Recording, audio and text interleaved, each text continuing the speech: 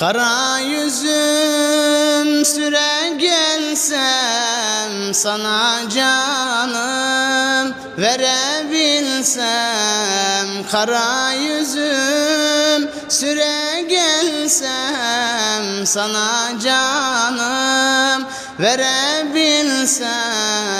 Nur cemalin görebilsem ya Muhammed, ey Can Ahmet. Senin ravzan güzel kokar, hasretin bağrımı yakar. Senin tenin güzel kokar, hasretin bağrımı yakar.